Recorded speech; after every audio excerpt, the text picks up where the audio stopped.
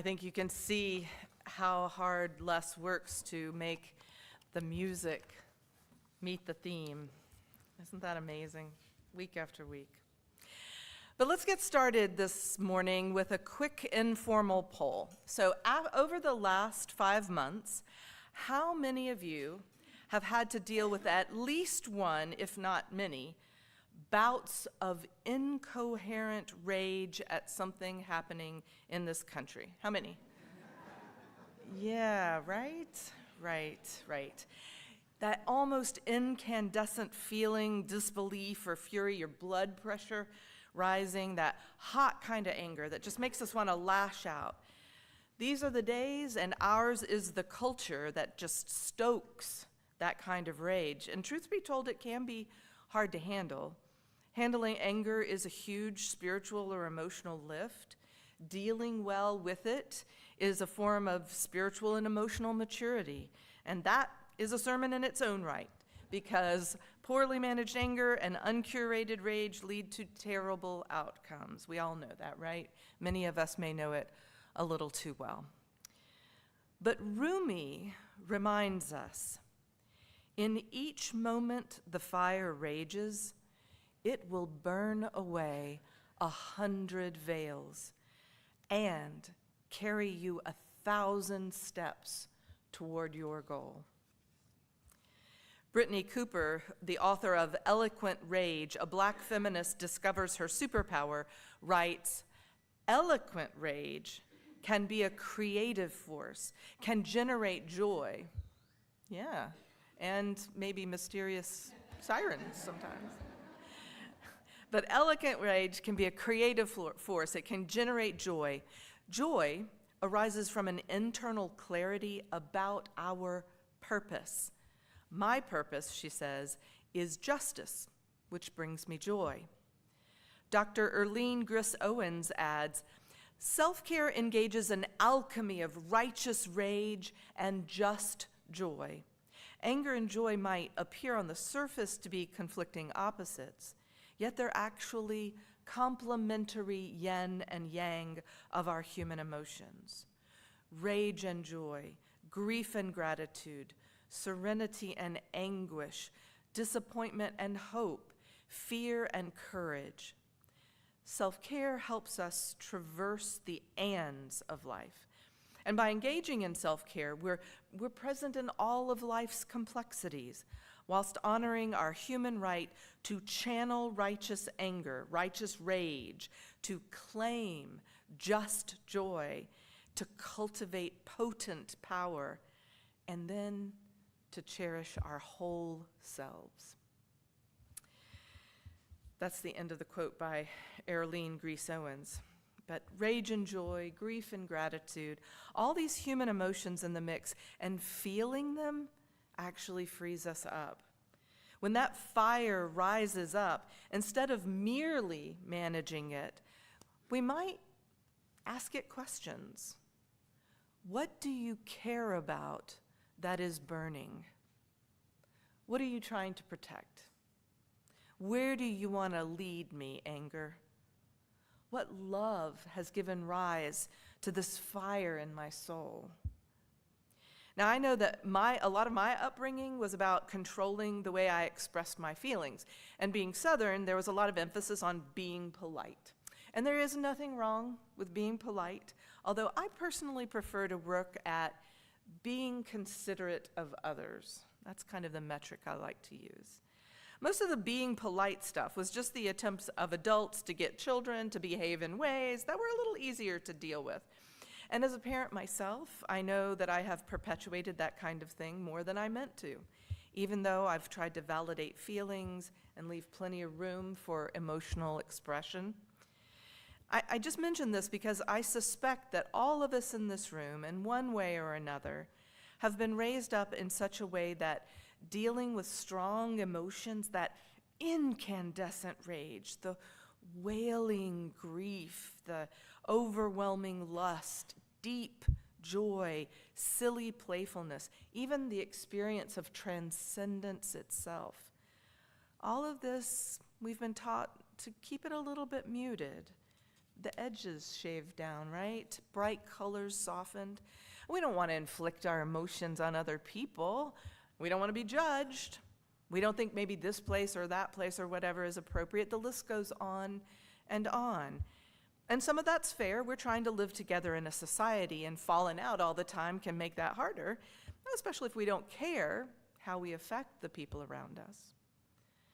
But there is a place and a way to feel the fullness of our emotions and to learn from the painful ones. Deep grief and hot anger are talking to us. They are telling us that something we love or something we care about is at risk, or maybe it's already gone. Deep gladness or pleasure or joy or that profound sense of satisfaction at how consequences land when they land well, these all tell us something that we love or care about is present. That's why they matter so much. That's why it's good to sit a while with whatever you're feeling, good or bad, and maybe just have a talk with it. Learning how to dance with our strongest feelings and learning about ourselves and what we love and care about, and then choosing how to act matters more than ever. Author and social media researcher Jonathan Haidt, who's currently best known for working with how social media harms children, but he has also been working for many years on the damage to democracy that is an offshoot of our current social media environment. And he reminds us that we're living in a time when almost all aspects of culture, even legacy media forms like newspapers, point us toward outrage. Now, I want to specifically flag the word outrage and separate it from actual rage and anger, because outrage specifically denotes taking offense and resentful anger. That word resentful is in the definition itself. Whereas rage itself is more a direct response to conditions. It denotes more of an intensity of feeling of anger. So much of what we see online is designed specifically to tweak our outrage, because that's more likely to capture our attention. We're designed to respond to outrage. It also gains those clicks, which are the most essential component in a world where our attention is the true world currency. Haidt calls that experience of being tweaked to outrage cognitive behavioral therapy in reverse. With our emotional experiences being driven outside of our awareness towards catastrophizing and a hyperbolic negativity. And it drastically reduces our capacity for just stopping and considering practical ways to address whatever the concerns are that are arising. It is toxic on every side. Many of you know, because I've mentioned it before, that I subscribe to the Bulwark, and so I get their podcasts, I get their videos and all the extra stuff without ads, and they sometimes put in extra material as well. And not long ago, they had this sidebar where they were responding to a subscriber who had written in and said, you know, I'd really like to share your videos with people I know. I think they'd be very persuasive to my friends, but I can't share them because the titles on your videos are just too hyperbolic. They're terrible. They're negative. And it's absolutely true. The videos say things like, Trump body slammed by court, and just nonsensical things. Many times it doesn't even really relate to whatever they're talking about. And the creators agree it's a problem. But it is a problem of the internet because those ridiculous titles drive views. And if you title a video more simply and accurately, and they've done lots of tests on this, people don't click, it gets driven down in the algorithm, you just don't get that attention. Brian Tyler Cohen talks about this a lot as well. It is the issue of the internet. Content creators of every stripe, from the Wall Street Journal to Call Her Daddy, have to fight for the attenuated attention streams in a world of mass media. And alas, outrage is the engine that pushes the plow the furthest, the fastest. It's destructive, it's deleterious to almost everything we love, including our children and, democracy. But we haven't found yet a better way to do it. Which brings us back here to this community, to our faith, to our practices with each other and within ourselves. I want you to listen again to 3 of our core Unitarian Universalist values: justice, transformation, and generosity. They're all part of, anyone? JetPig, right. Justice. We work to be diverse, multicultural, beloved communities where all thrive. We covenant to dismantle racism and all forms of systemic oppression. We support the use of inclusive democratic processes to make decisions within our congregation, our association, and society at large. Here at this congregation, we call this our collective liberation work. Transformation. We adapt to the changing world. We covenant to collectively transform and to grow spiritually and ethically. Openness to change is fundamental to our Unitarian and Universalist heritages, never complete and never perfect. And generosity. We cultivate a spirit of gratitude and hope. We covenant to freely and compassionately share our faith, our presence, our resources. Our generosity connects us to one another in relationships of interdependence and mutuality. And of course, in the center of our values is love. It always comes back to that, thank you, Mary, that we show up here week after week and work to center our lives in our UU values and practice them in the face of our rage and the constant sea of outrage in which we swim. When we do that, we are building our resilience. We are showing each other and the world that there are ways out of these dangerous days that we're in. We can still find our way through to a more perfect union. Now, there's a secret here at the end of my sermon, and that is that I've been holding this back. It's a kind of prayer. It's one I stumbled on not a long time ago. It's written by Anna Blydell. It's part of a longer piece that she wrote, actually, titled, How Salvation Comes. The reason it's a secret is because it's the essence of what I wanted to say here today, only she said it perfectly and much more succinctly. So before I share with you this perfect distillation, let me just add this. We live in a time worthy of your rage, a rage which light reveals so much that you love and you care about. And we are swimming in a sea of intentionally created outrages.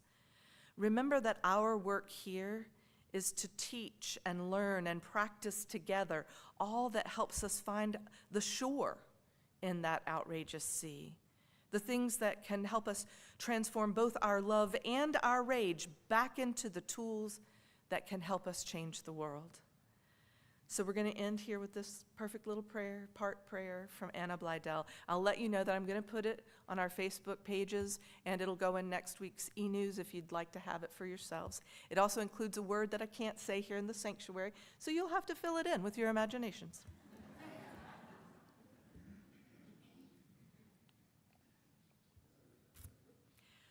When our prayer is, what the answer to prayer is, whatever sphere of influence you have, use it. Witness and name what others seek to ignore or normalize. Refuse capitulation, fear, threat. Resist dehumanization, a vicious cycle which trades life for lives and will always fail to honor the sacredness of each life a demand for protection, nourishment, survival, which is to say, practice love, tend life force, in flesh care, fierce and tender, cultivate courage, root in collective movement, find your people, organize, and access the power that only comes by coming together. This is what prayer looks like. This is how God moves. This is how salvation comes. May it be so, or as Octavia Butler wrote, so be it, see to it.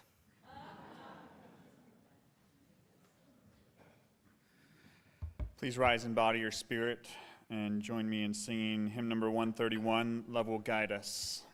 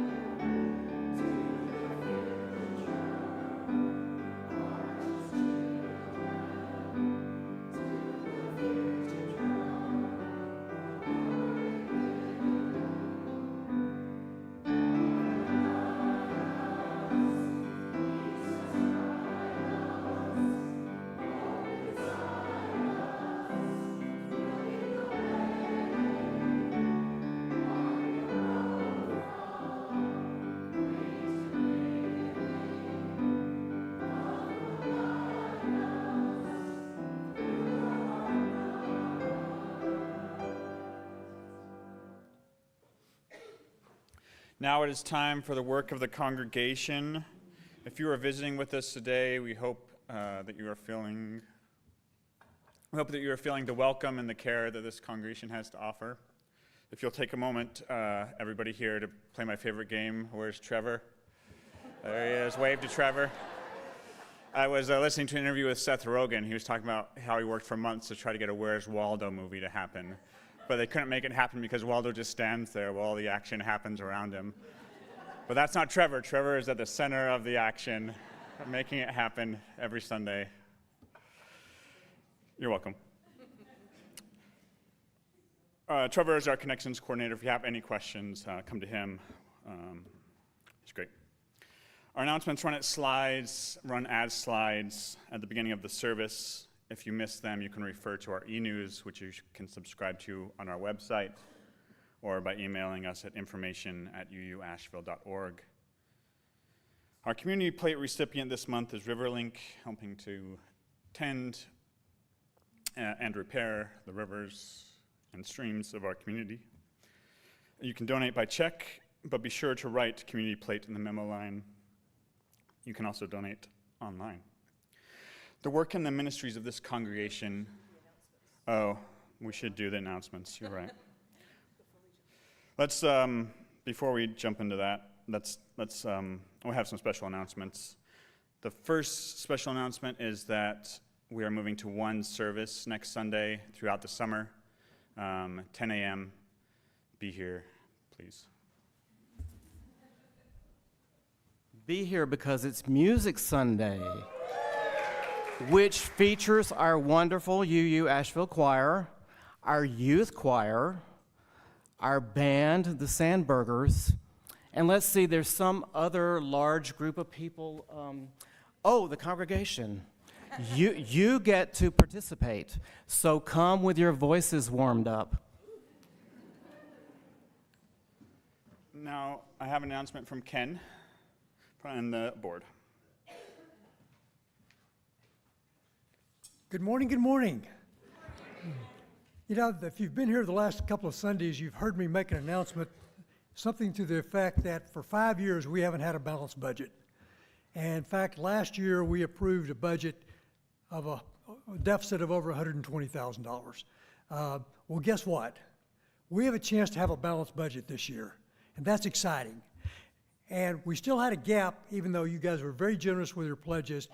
And we had a number of our members step up and pledge $25,000 to match any additional gift or any additional pledge. We've also expanded that. If you haven't pledged this year, pledge this week between now and Friday when this program ends, and you'll get it matched dollar for dollar. So if you haven't pledged yet, now's the time to do it. But kind of working through that is that we are 80% of the way, so we have less than 5,000 to go to meet that $25,000 match.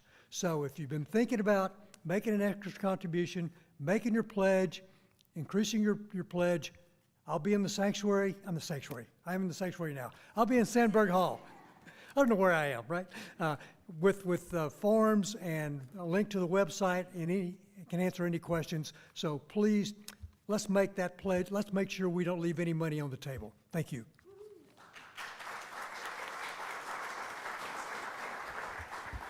And members of the congregation will be able to approve that budget at next week's annual meeting held after our 10 a.m. service. Please attend. Lots of good information. I'll be saying goodbye there. And we will really connect around what our purpose is going forward into the next church year. We also have a food drive coming up paired with Beloved Asheville, one of our dear partners, on Sunday, June 8th. Donations, there will be more information in the hall, and people very excited to talk to you about that. We also have an invitation for you to get your tickets for Asheville's Got Talent coming up on May 31st. Bring your friends, bring your loved ones. As always, we're focused in these events on bringing in the broadest swath of the community that we can to enjoy the community that we've fostered here. Now we can move to our community plate. Our community plate recipient this month is Riverlink. We share half of all donations that come in through the community plate with them. The work and ministries of this congregation are entirely supported by the generosity of you all, and we're grateful for it every Sunday. We celebrate this generosity with music and thanks. You make us possible, and we are grateful for you. The offering will now be gratefully collected.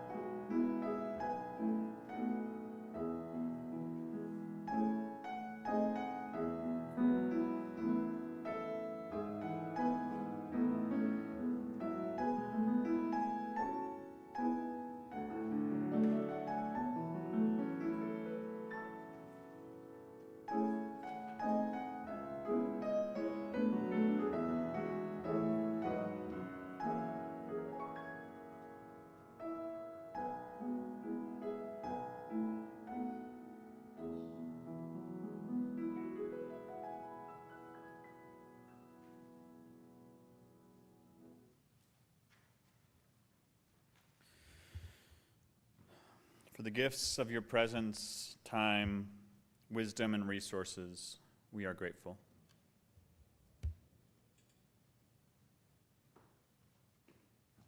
We're going to sing together a song you know, Heart Wide Open. We'll be singing it with Leah Morris on the video.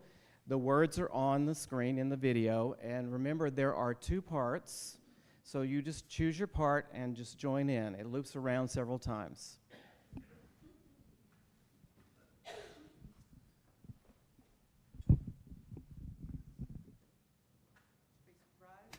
Keep your heart wide open, though the waves wanna push. We've been having trouble with popping today, so getting the sound levels has been tough.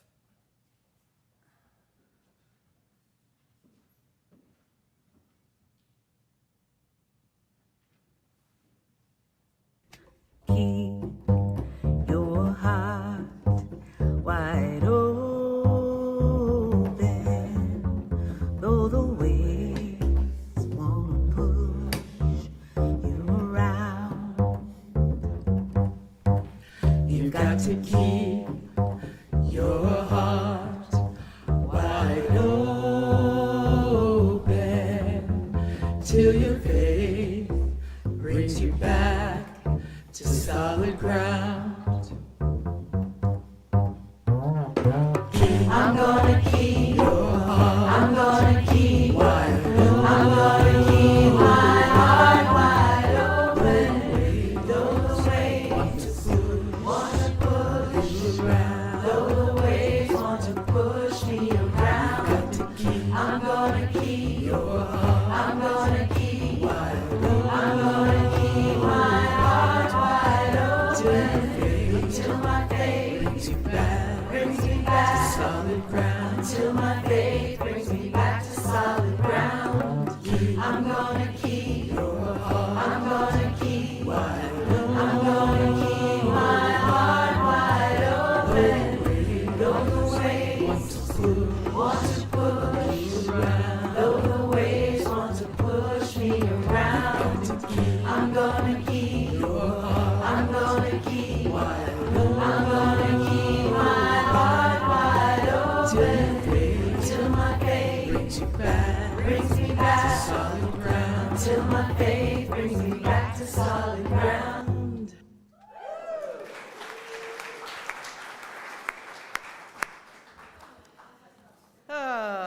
Did you sit down? Why did you do that? You don't need to sit down, because here we are at the end. I want to invite you again to rise so you're ready to dash to coffee hour. We're going to sing again anyway. Our closing words today: if you have found something here that matters to you, that touches your heart, please take it back out into a hurting world and let it bless all that you do. Let us sing our closing song together, Longtime Son.